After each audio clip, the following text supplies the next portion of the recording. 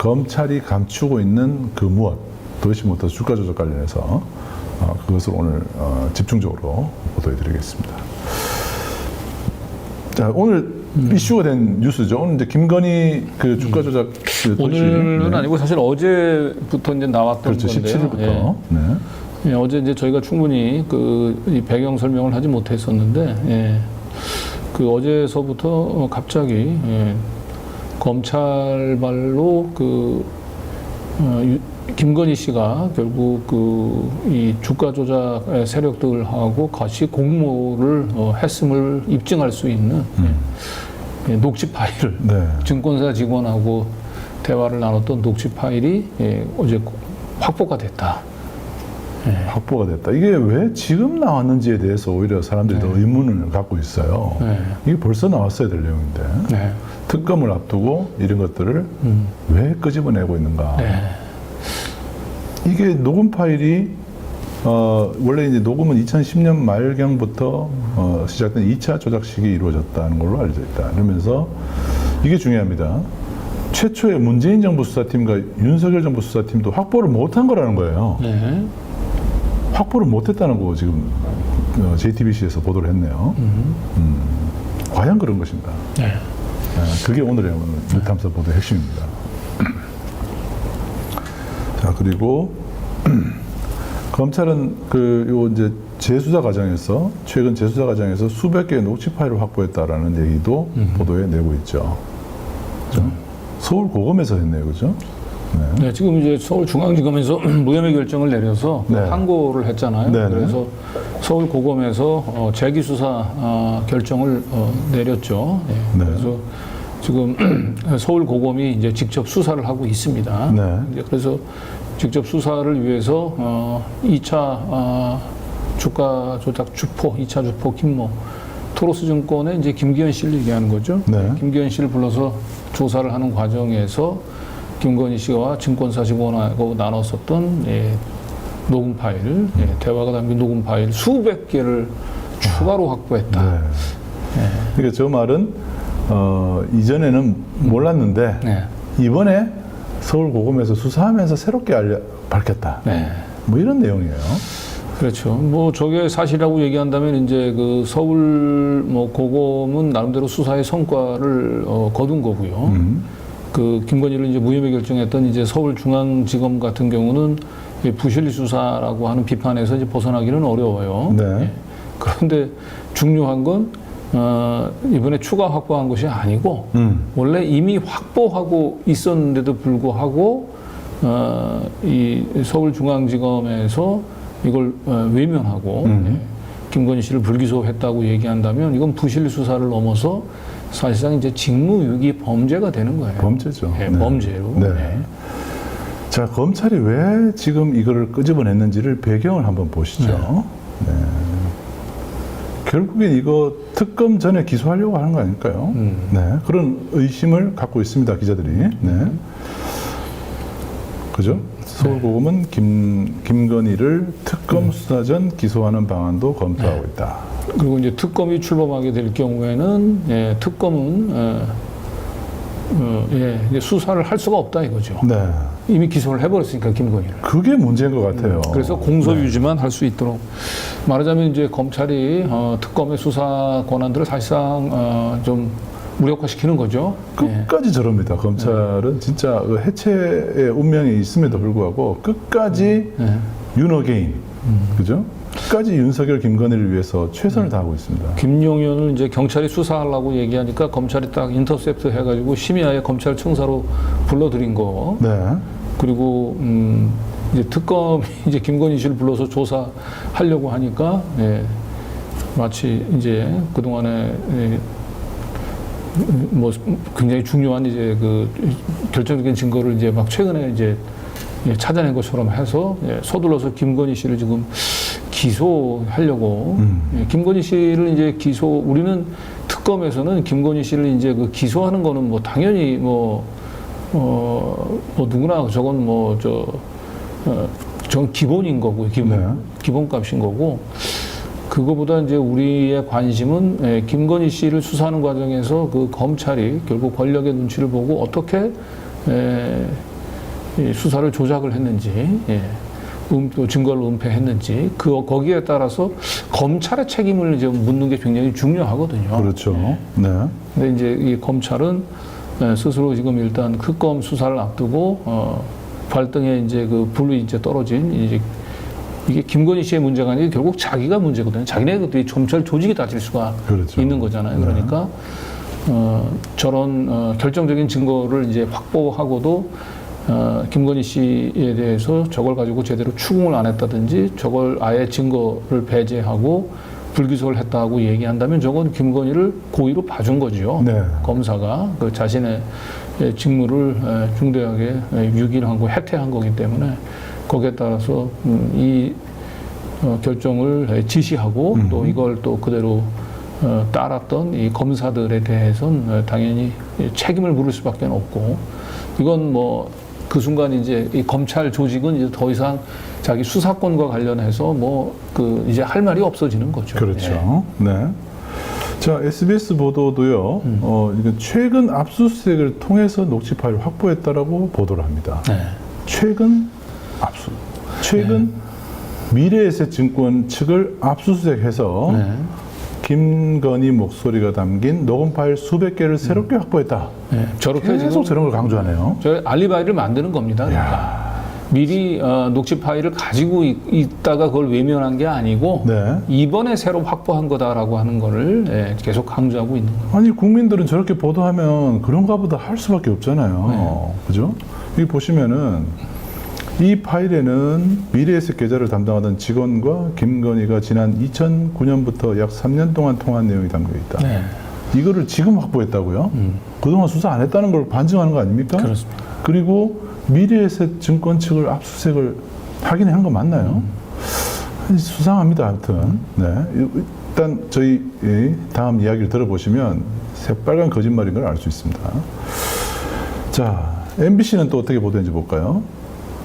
4년 전에 압수수색을 할 때 그때는 확보를 안 했다는 거죠. 왜 확보를 못 했냐면 HTS 거래 때문에 못했다. 이렇게 되어 있습니다. 네.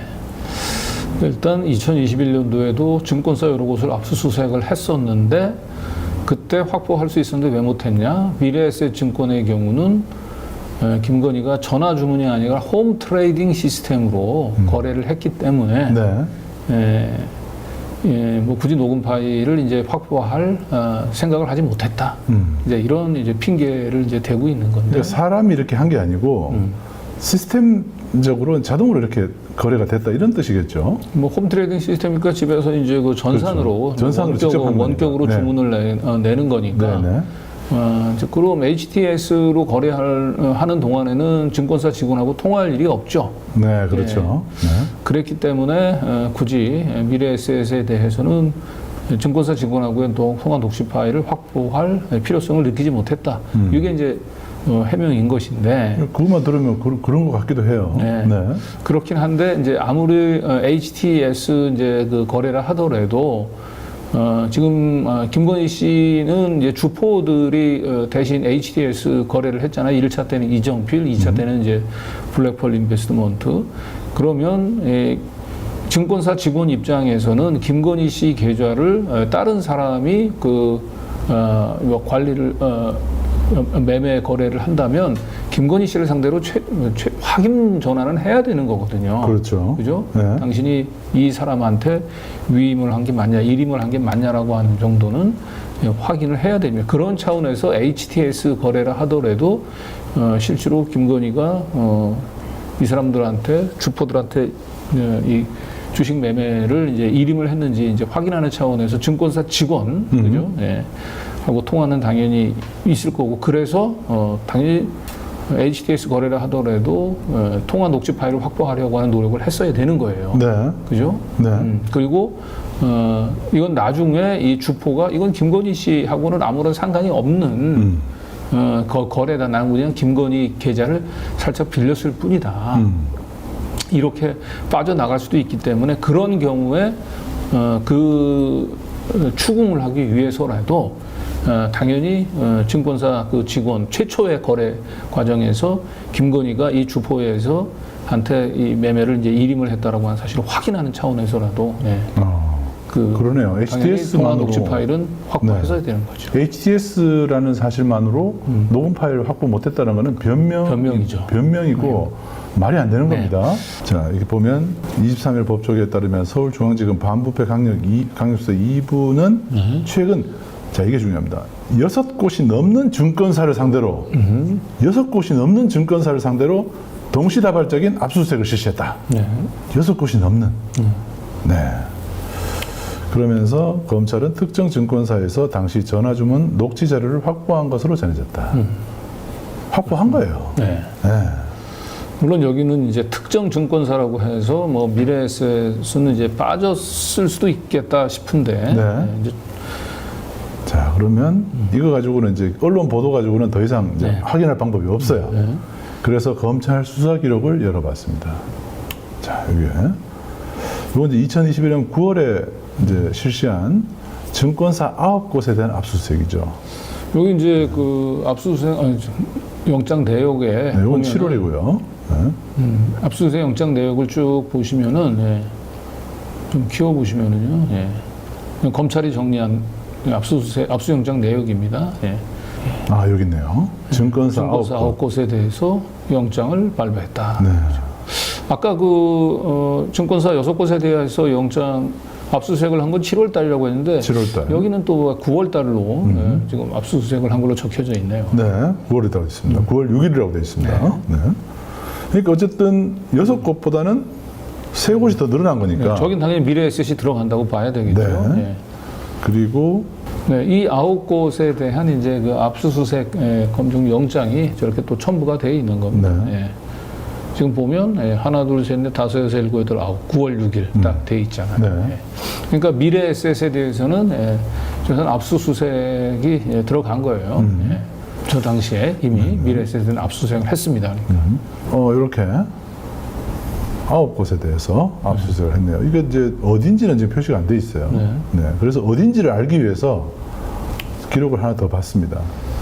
수사 기록 별권에 있어요. 별권에. 네. 수사기록 별건에 이제 보면은요. 네. 네, 저기 보면 이제 압수수색 안에 과연 녹취 파일이 들어가 있느냐. 네. 그게 지금 이제 관심인데 네. 여기 보시면 이제 매매 보조 자료라고 해가지고 녹음 파일 녹취서 네. 그리고 그 해당되는 증권사의 미래에셋 대부가 있죠. 네. 그러니까 이 2021년 9월달 압수수색할 당시에 미래에셋에 대해서 압수수색을 했고 녹음 파일을 이때 확보했다라고 하는 겁니다. 그래서 결과적으로 최근에 서울고검이 재수사를 하면서 미래에셋의 압수수색을 통해 가지고 녹음 파일을 수백 개 확보했다라고 하는 것은 제가 볼 땐 거짓말일 가능성이 높습니다. 네. 네. 미래에셋이 있네요, 여기. 그렇죠? 미래에셋이. 그러니까 결과적으로 검찰은 2021년 9월 이미 4년 전에 김건희 씨를 이제 확실하게 유죄를 입증할 수 있는 이 결정적인 스모킹 건, 이 녹음 파일을 확보하고도 4년 내내 권력의 눈치를 보면서 결국 제대로 된 수사를 하지 않은 거죠. 네. 예. 여기서 더 윤석열 정권 하에 검사들도 그렇긴 하지만 2021년 9월 달 이 압수수색이 이루어질 당시는 문재인 정부 때입니다. 네.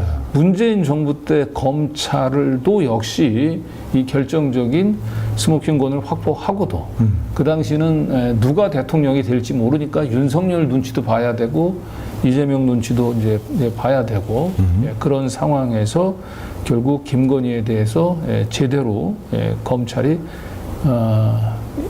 칼날을 세우지 못했다. 네. 라고 하는 점을 이제 지적하고 싶습니다. 정권 말기에 이제 검찰 내에서도 네. 윤석열, 이재명 둘 중에 누가 네. 대통령이 될지 모르는 상황에서 양쪽에 보험을 드는 그런 행태를 보인 거죠. 그래서 이 특검이 구성이 되면 지금 최근에 언론 어제 오늘 사이는 언론 보도에 휘둘리지 말고요. 최근에 언론 보도는 마치 이제 그 녹취 파일이 최근에 압수수색을 통해서 확보한 것처럼 지금 이렇게 호도하고 있잖아요. 네. 저 수사 기록 별권을 보여주면서 이때 이미 미래에셋에서 녹취 파일 확보했다고 돼 있지 않냐. 네. 이걸 당신들은 이걸 가지고 수사를 했냐. 이거 법원에다가는 왜 제출 안 했냐. 그걸 누가 이걸 수사를 덮고 또 법원에 제출할 때 이걸 제출하지 못하도록 지시했던 사람은 누구냐. 이런 부분들 이거 특검에서 수사 들어가야 됩니다. 네. 자, 요게 당시에 2024년 10월 17일자에 그때 김건희 불기소 결정 발표했던 네. 그 검찰에서 발표할 때 백브리핑 내용입니다. 네. 이제 여기서 이제 저희가 말씀을 드릴 것은 뭐냐면 지금 우선 가장 최근에 압수수색을 통해서 그 녹취 파일을 확보했다라고 하는 거는 거짓말, 사실상 거짓말이 이제 저희가 드러났고요. 네. 자, 그 다음에 이번에 검찰에서 그 확보한 녹취 파일이 한두 개가 아니고 수백 개라는 거잖아요. 네. 그렇다면 미래에셋을 통해서는 계좌를 통해서 상당히 많은 거래가 이루어졌다는 거겠죠. 수백 개의 녹취 파일이 있다라고 하는 얘기는 수백 차례에 걸쳐서 증권사 직원하고 김건희 씨가 통화했다는 걸 거 아닙니까? 네. 그러니까 상당한 거래가 있었다라고 하는 것인데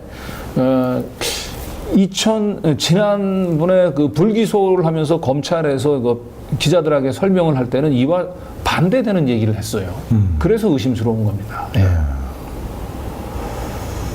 자, 네. 읽어드릴까요? 네. 반부패 2부장입니다. 최재훈. 네. 자, 이 최재훈 검사가 이렇게 얘기하죠. 대략 1시간 정도 목표로 설명을 드리고 질의응답을 받으려고 합니다. 자켓 벗고 진행할게요. 대통령 배우자 도이치모터스 시세조정 담합 가담 의혹 사건에 대해서 미리 배포해드린 자료 참고해 주시고 거기 주요 내용 담겨 있는데 그 다음 상세한 증거나 보충할 이야기를 드리겠습니다. 네, 그러면서 일문일답을 주고받는데 이제 오늘 저희 보도와 관련해서 중요한 부분만 저희 추렸습니다. 네. 자, 미래에셋 계좌 거래에 대해서 이렇게 설명을 합니다. 이거는 HTS 방식인데 김건희는 그 방식으로 거래한 적이 없다고 주장한다. 김건희 이제 그 콜검 조사했잖아요. 네. 예, 경호처 건물로 검사들 불러들여서 거기서 김건희는 나는 HTS가 아니고 전화 방식으로 전화 주문 방식으로 거래했다. 네. 이렇게 주장을 했다는 거예요.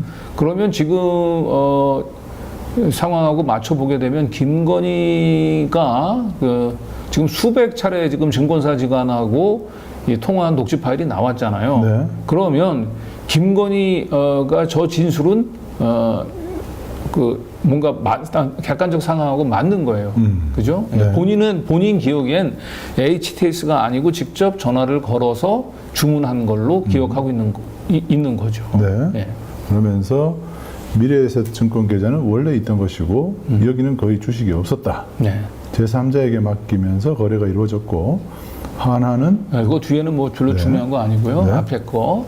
그러니까 이제 미래에셋 증권 계좌 이게 이제 그 2010년 11월 그러니까 2기 주가 조작이 이제 시작이 되면서 저 미래에셋 증권 계좌로 주식이 모입니다. 그러니까 대신증권에 있던 주식이 미래에셋 증권 계좌로 들어오기 시작을 하는데 그 2기 주가 조작이 시작되기 전까지는 거의 주식이 없었다는 거예요. 네.